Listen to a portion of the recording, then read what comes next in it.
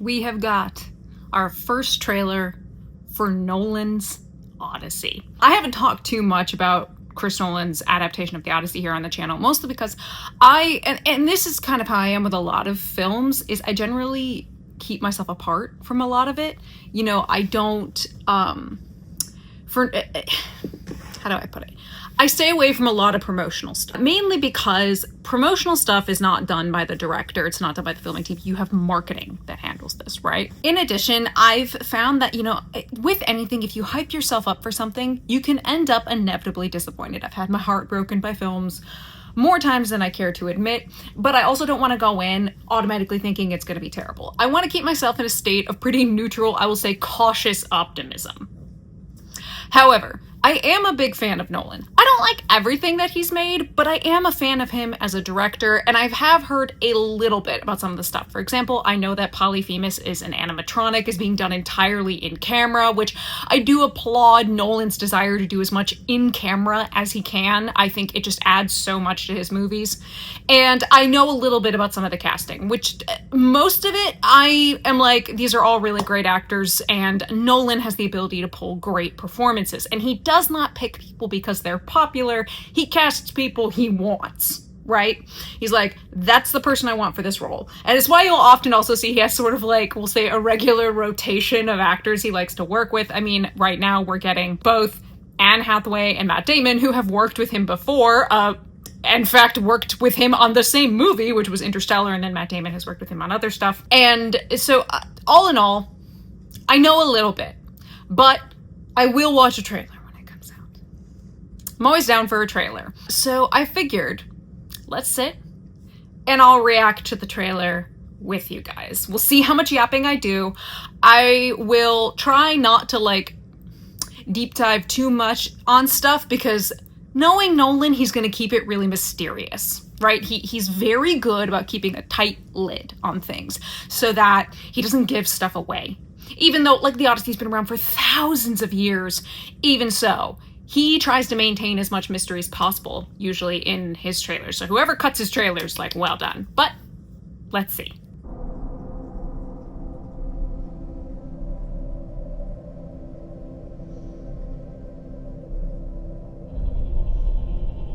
Oh, wow. Okay, first off, let's look at this beach lined with stuff. I see smoke in the background. I wonder if this is meant to be Troy? I see lots of stuff in the... with this many people dead, I wonder if it has to be Troy. Because it's the only place I could think of where they would have had armor to bury.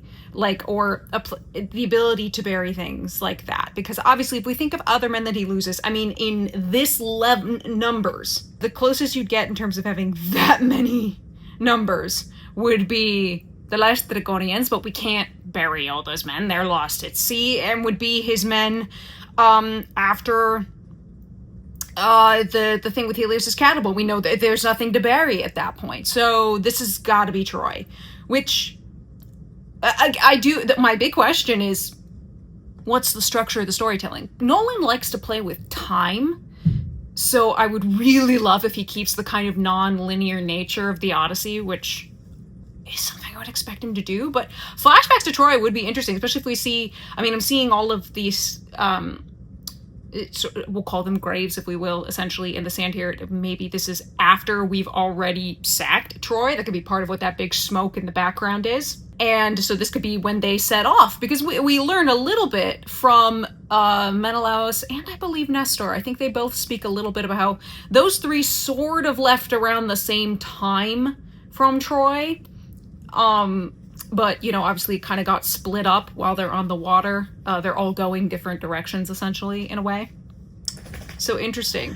We don't see we see some helms, but I don't see a lot of, like, the plumage and stuff. I will also say, I know there's been a lot of people, I have seen some of the chatter about the costumes and the armor. I mean, look, I usually say I've sort of given up on seeing Bronze Age armor. The closest I've ever gotten is some of the armor designs in Troy, and even those aren't nearly colorful enough. Bronze Age armor was very colorful and kind of ostentatious in the way their armor is described. It would be something that doesn't necessarily fit Nolan as a filmmaker and his color palette. He tends to like pretty muted color palettes, high contrast. His darks are very dark, his brights are very bright, and that's just value, though that's not hues. So he doesn't really play with really colorful things. So I'm kind of not surprised we're not seeing like a ton of color in here.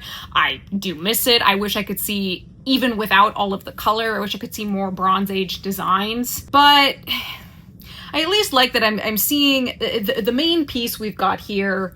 It does look like it's in pieces, which is kind of nice to see. Yeah, again, this must just sort of be Troy. I'm assuming this is a flashback to Troy, which, again, it just gives me hope that we're going to do something non-linear. Please, please, Nolan. I wonder whose that is supposed to be, or if it's supposed to be anyone significant. Oh, okay. That's a choice. I don't think I've ever seen... He looked like he had bones on the back of it, but they looked like vertebra, which is... I don't think I've ever seen... The closest I've ever seen to, like, the bones, if you will, being shown on armor is essentially tusks, like boar tusks. Odysseus's helm actually very famously has boar tusks. I do know that the person in the foreground who's slightly blurred because of perspective with the red, I know that's meant to be Odysseus. And yeah, the plumage is not quite right. Like, we're close. If we had this and then we just had it trailing down like a long tail, oh, it'd be great. Or if at least the crest sat up even higher off the the helm, it would look, you know, more Bronze Age. This. What's interesting is I'm looking at these like sharp cheek pieces and such, and the fact that they're all black. Even in Bronze Age armor, I've never seen it designed quite like that. It actually gives me very much the vibes of the helm from Gladiator, which is obviously very Roman and far too late for this sort of design. You could make an argument, if we are keeping the conceit of a story within a story, if this is Odysseus telling his story, you can then make an argument that it all looks like this because he's telling a story. For example, you could look at the film 300. 300 is aesthetically designed the way that it is because it's a dude telling a story. So, but I don't know enough. I will say, I wonder who that is. Also, where is his beard, whoever he is? Nolan, I know you gave Odysseus a beard. Why does this man not have a beard? After years of war. Oh, this must be Agamemnon. That must be Agamemnon. The only person, and this is clearly, again, I'm assuming at Troy, the only person he would bow to is Agamemnon. Agamemnon was essentially the most powerful of the kings there. I mean, Mycenae was the richest, most powerful of these kingdoms.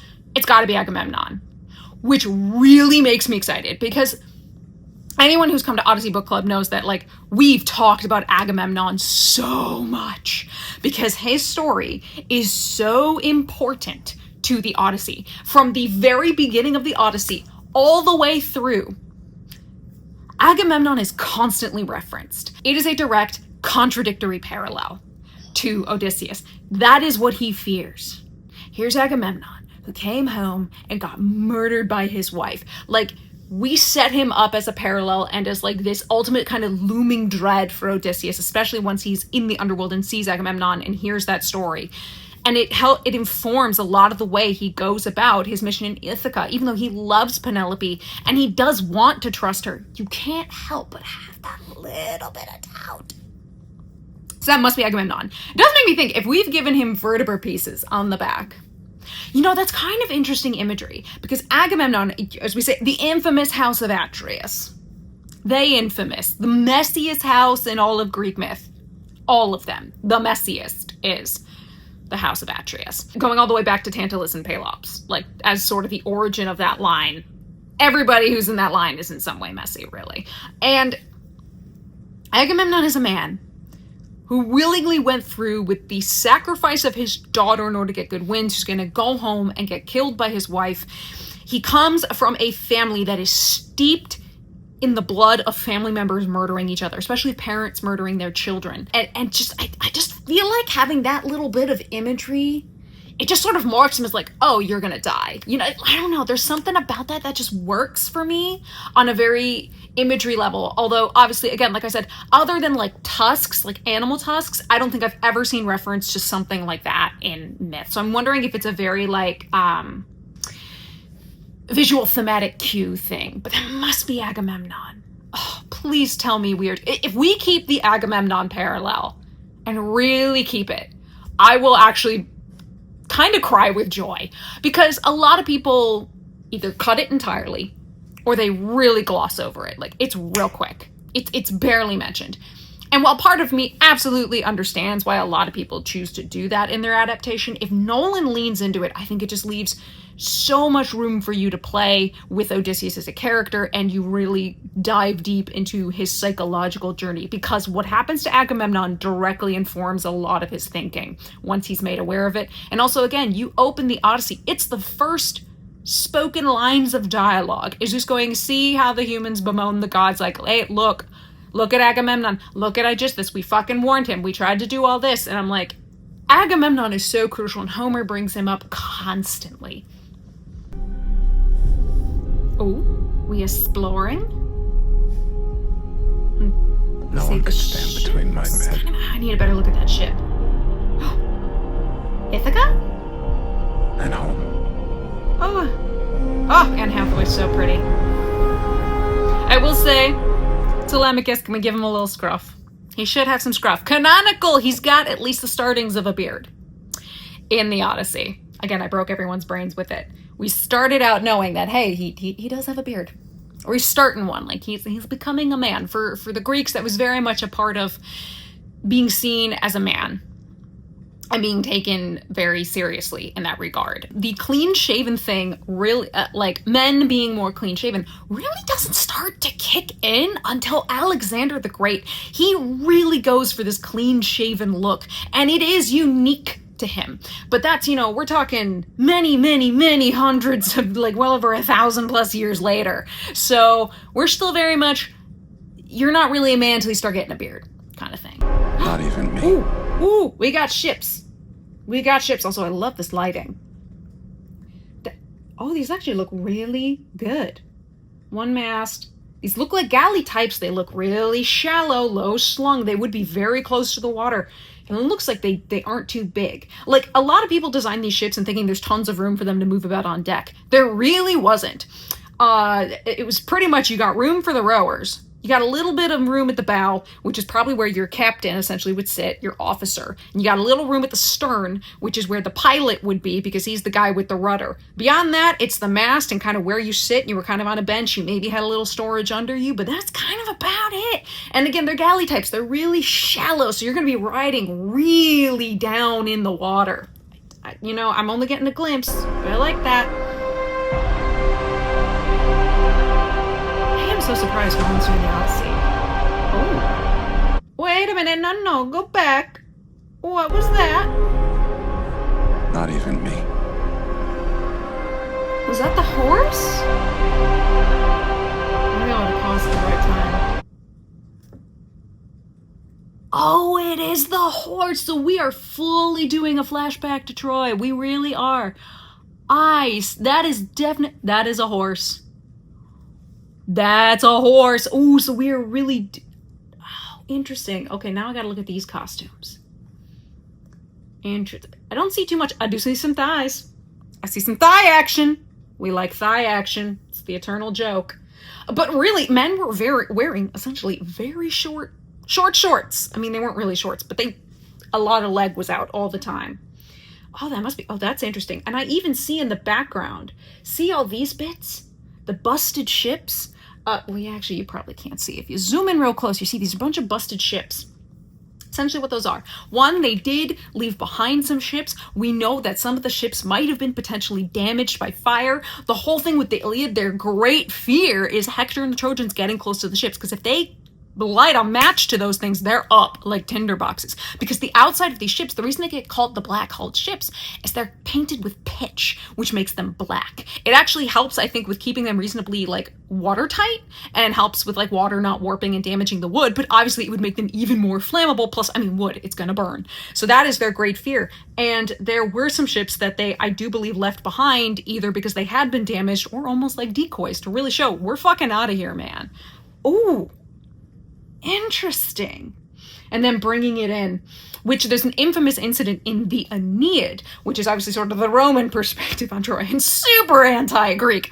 There's an infamous moment where there is a priest who comes out. His name is Laocoon, and he comes out and he says, no, don't trust it, don't trust it. And Poseidon, because Poseidon, remembers, on the side of the Greeks, sends 2 serpents out of the sea to strangle Laocoon and his son. Which is a very famous sculpture you can look up. But it's also, there's an infamous line where they say, I fear Greeks even bearing gifts, or beware of Greeks bearing gifts. That comes from the Aeneid. It's timeo danaos et dona farentes. It means I fear the Greeks, the Danaans, which is a tribal name for the Greeks, even bearing gifts. So it's like, I don't fucking trust this. I don't care if it's a gift. Ooh, so we are going to do bits of Troy.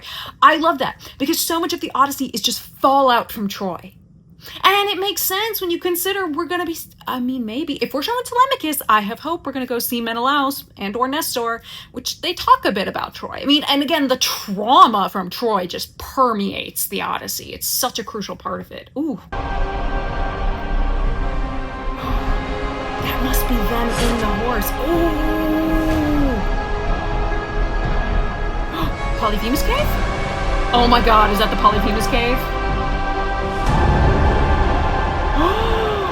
Whoa! Whoa! Oh my god! Oh my god! Did you see how well that thing moved? I do know that's done in camera. I know it's an animatronic, like a puppet. Did you see how well that thing moved? In silhouette. Love keeping it in silhouette. The lighting difference would be great. And just the look of, oh, fuck, on Odysseus' face. And then them running now away from the shore. Oh. Which actually, if they're running away here, that's a lot of people. Not nearly as many as would have been in the cave. Unless they are going to have more men going into the cave. Or maybe it's from something else. Oh, wow, that is so...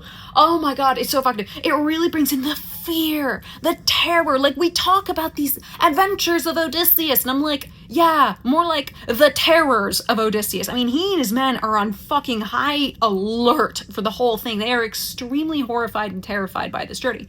The thing that makes him so remarkable as the Greek hero is he meets these terrors and these horrors and continues pushing through them. That's what a Greek hero does. But make no mistake, it was scary as shit. Also, I love that we're really having this sense of dread and anxiety, and the kind of droning in the background is quite nice. I wonder who actually did the music for this. I wonder if he's teamed back up with Hans Zimmer, or if he's working again with the guy he worked with for Oppenheimer. But regardless, ooh, did you see the way that Polyphemus moved? Because you have to do the Polyphemus cave. It is the most famous part of the Odyssey. And again, I always say that, like, there's voluminous scholarship written about that encounter alone. It's the most famous. It's also arguably one of the most important moments in the Odyssey. Like, you really can't cut it. It's so crucial to how the Odyssey goes. So, oh, did you see that? That was Polyphemus.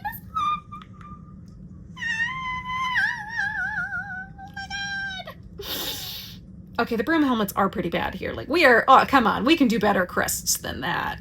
We can do better crests than that. The one other thing I will note, I really hope we didn't fall into the idea of making the armor look really mass-produced. That'll be my one sort of thing. I want to see just like little tiny individual differences, because the thing is, the idea of a standing army wasn't really a thing. These city-states didn't really do that. You got people to come on these journeys, on these wars, these campaigns with you by offering to pay them. Basically, you said either I'm going to pay you in land, essentially, if you come back, and or you get loot, you get booty. War booty, right? Like, it's part of why Odysseus' men are kind of so obsessed with the idea of, is he not giving out war loot when they go to see Iolus? Because, to be fair, the wind bag of Iolus is huge. It's massive. They have to lash it to the mast. It's huge. It's the size of, like, an oxen, basically. It's this massive thing. So it kind of makes sense that they look at it and go, is there loot in that, like, that he's not sharing? It makes more sense when you realize how big the wind bag is. But also shows part of their kind of obsession with the loot. If you consider, again, they were at war for 10 years, that's a lot of money lost. Because otherwise, these guys could be at home, likely working on their properties, working their land, livestock, whatever have you. Because, again, there's also no coinage going on at this time. It's very much a barter kind of system. But, So I will hope that the armor looks a little more individualized, because again, we're not mass producing armor. Again, this isn't the Roman military. We're not mass producing armor. Everybody's armor and weaponry is individual to themselves. While sure, there's probably an element of some standards, if you will, for how you make certain things, everybody's not going to be having the same thing. Regardless, I love the sense of terror. I'm also getting a better look at these ships. Again, they are low galley types. They've got the high kind of ends, which we've seen imagery. It's not too far off. And I will say this, we talk a lot about the Pentaconter when it comes to the Odyssey and the Iliad and these ships that they had. The Bronze Age version, potentially, of a Pentaconter, like, you have to kind of take out of your head the images that you get of the archaic and the classical age, because what imagery we have of ships in the Bronze Age is, one, pretty minimal. It's also, all designs are not kind of the same, and it does seem to be a kind of early Pentaconter, but actually what I'm seeing here, even in this small little image, it doesn't look that far off. And I really appreciate that. I appreciate they didn't try and do it like some kind of galleon. They didn't make it some like super huge, ridiculously oversized thing. Like, this looks about right from what we have, which again, it's the Bronze Age. For some things, we don't have nearly as much as we would like. And the things that we do have a lot for, which would be maybe things like hairstyles, costuming, and an element of designs on the interiors of the palace, especially, again, the digs at Knossos on Crete. The color palette of the clothing does not at all suit what Nolan would want, so as much as I'm super sad that we're not doing it, I'm kind of unsurprised. And even same with the armor, because again, it would be way more ornate and kind of elaborate in a lot of cases, and it just doesn't fit Nolan's vibe. So it's one of those things where I'm sad, but if the script is really good, I will totally forgive it. But again, the ships, they look good. I like seeing them run away, and that they're moored really close. Now, some of the ships, depending on what encounter this is, a lot of the ships would have been pulled up to some sort of beach or coast, but you might not have had a really good landing area really to keep the ships, so they would just sort of be moored just off, or they must be running toward a beach. Again, the kind of the interesting thing about the topography of a lot of Greece is it's very rocky, very hilly, especially as you get near coastlines. And granted, this isn't even necessarily supposed to be Greece itself, so they might have kind of been forced to not have a really great place to land. Although they do talk about on the if this is still the Polyphemus incident, they're in like near a cove on kind of the other side of the island from where the Cyclopes caves are. So this, ooh.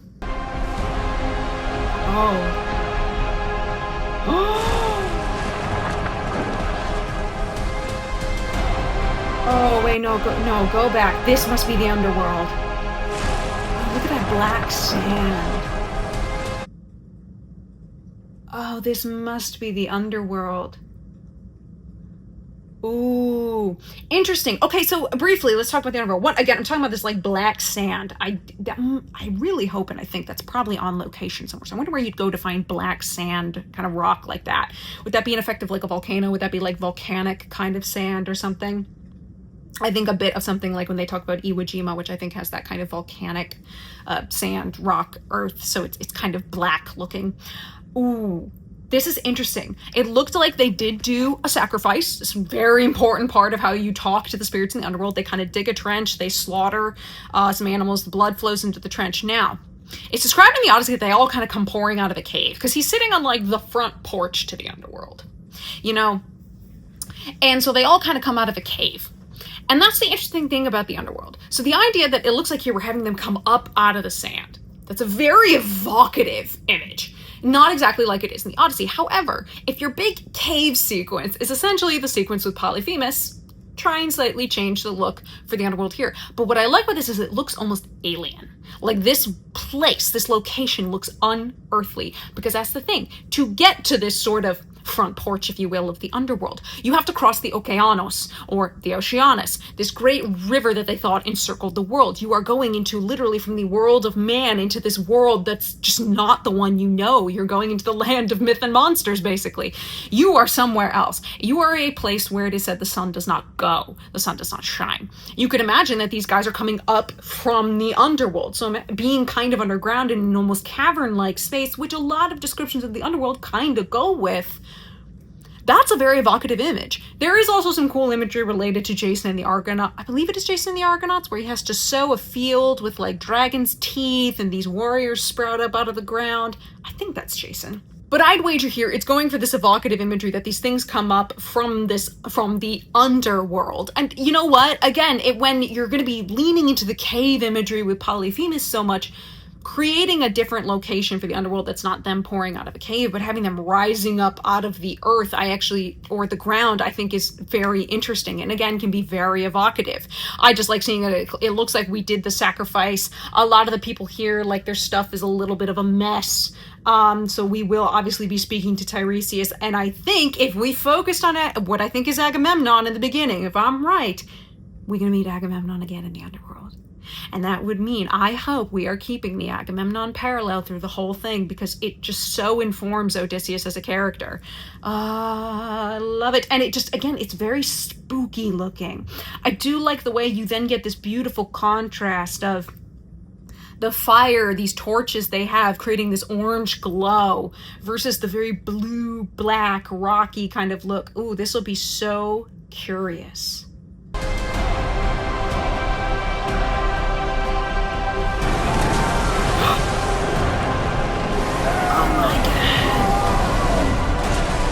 Oh, okay. I'm getting a better look at the ship. The ship looks great. The ship actually looks really good. I think it's a galley. Again, it's a galley type. It looks like something that would be done out of a Peter Connolly illustration. It looks so good. Also, the weather. Bad weather. It's all over the Odyssey. It makes their journey so difficult. Again, creates this sense of dread and terror and difficulty in the journey. I love seeing them have to battle the bad weather. As they should. That's exactly what they should be doing. And what's interesting is this weather. He constantly says, oh, it's Zeus sending us a storm, which essentially means the gods are sending us a storm. He doesn't really know who it is, but storms are kind of often associated with Zeus. Makes sense. He doesn't really know that Poseidon is the one who's super mad at him yet at this point. And it looks like this is the one ship left. So this would be post-Polyphemus. Maybe this is... I mean, I don't know. There actually could be other ships that I don't see. So I really should stop speculating when in the story this is, because I don't even know what parts he's going to keep and not keep. I mean, obviously he's keeping the underworld. Obviously he's keeping Cyclops, two of the most iconic moments in the Odyssey. But everything else, I don't know what he is or isn't keeping. So, I love seeing the bad weather. I love seeing them have to battle the elements, because it's just such a huge part of the story. Him pulling into row, absolutely. You will come back. What if I can't? Oh my God, that's beautiful. That's beautiful. You know why that's beautiful? Promise me you'll come back. What if I can't? That is the thing. They don't necessarily expect they will come back from Troy. And Odysseus has this, we are told of this conversation he had with Penelope before he left, where he says, you know, if it's to the point where Telemachus has a beard, Telemachus has become a man, and I'm not home, go and remarry. Because at that point, because Telemachus was an infant when he left. If Telemachus has become a man, at that point he's saying, I'm dead, I'm gone, go and remarry, go and live your life. It's actually this incredibly beautiful and sad statement that he's made, and it is a promise that he had her make to him. And yet we know at this point, Telemachus does have a beard. She still hasn't remarried, which I think, that speaks to so much of what their bond was. And trust me, when Odysseus kind of hears parts of this conversation being talked about, and it must just make him so happy on the inside. That's kind of for him the last little bit that he needs, even though Penelope is always saying he's not coming back. And at this point, but she can't let go. She can't. And it's actually after he kind of hears about that conversation that in it's either the next book or the book right after it, he actually sits in disguise as an old beggar. He talks with Penelope. And it becomes pretty clear through the conversation that he's dropping her enough hints that she completely clocks, initially, either this is a god in disguise or it might even be my husband in disguise. And then as the conversation continues, it becomes pretty clear that she has realized this is her husband in disguise, which she plays along. She must, as always, because like him, she's extremely clever. In fact, you could argue she's even more clever than he is, because she's the only one who tricks him, the only human who pulls one over on him in the Odyssey. She lets him play along. She must assume there's a plan. And it's part of how she comes up with the trick for the challenge. Because she doesn't really come up with the trick for the challenge until after she sort of had this conversation with the disguised Odysseus and seems to very clearly clock that's who this is. But their bond is something that is, I think, for so many people, something we hold on to in the Odyssey. It's something that, you know, makes them so memorable as a couple, is this bond that they have. And it's the fact that she held out all that time. Even when she was doubting it, she held out. She was like, no, I refuse to not hold out. And that he, even no matter, even the doubt, even the fear and everything else in his head, he still so desperately wanted to get home. His greatest fear is that she's already left, that she kept to that promise that he made with her, that she has left. He's going to come home and find his palace empty, that nobody's going to be there. So then when he gets home and she's still there and she's still holding out, it's like for him that, it's beautiful. They have this incredible dynamic in relationship. So that, just that one little bit, promise me you'll come back, what if I can't? Yeah, that would be the dynamic they had before he left. If he would not promise her something he couldn't, even though, yeah, he's the Greek hero and all of that, I think everybody understood, even as they set out, that Troy was going to be different. And Troy does end up being different. 7/17/26 with IMAX. Your girl gonna see that in IMAX. Y'all know I'm gonna see that in IMAX. Interesting stuff in the trailer. Overall, a lot of really interesting stuff. I'm gonna continue to go in with cautious optimism because I'm seeing a lot of stuff that I like, that I find interesting, right? There's a lot of really interesting things. But I don't know what the script is. For me, so much of this movie, as I said, it's gonna hinge on the script. It's going to hinge on the script. And again, the costuming, I've sort of accepted I'm not going to get the very Bronze Age look, as much as I would love to have it, especially when it's Nolan. It doesn't suit his usual color palette. He's never really gone for bright, colorful, saturated kind of look. It's just not his vibe. And I will only seriously pick on it if either there's nothing else for me to pick on. I'll be like, well, you didn't have good costuming. If that becomes the one thing I pick on, we're good. Or if it's the case of I'm adding on that there's other things I'm really upset about, we will add the costuming. In general, I really hope it ends up just being something where I go, I gotta pick on the costuming because there's, like most of the other stuff, it's great. That's what I hope.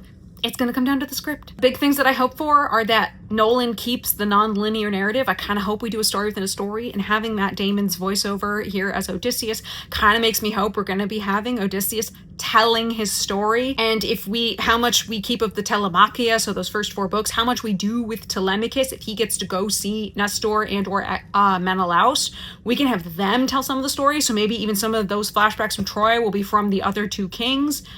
There's a lot of room to play, and Nolan does like to play with time. So it makes me curious how he has structured this story, because that's one of the first hurdles you kind of gotta jump over when you're tackling the Odyssey, is how do you want to structure your narrative, right? But yeah, there you go. That's me reacting to the trailer. So much going on. This video was already way longer than I thought it was going to be. I thought I could be able to breeze through this, but we should have known that, rather like Odysseus, I was going to be doing the great yap, if you will.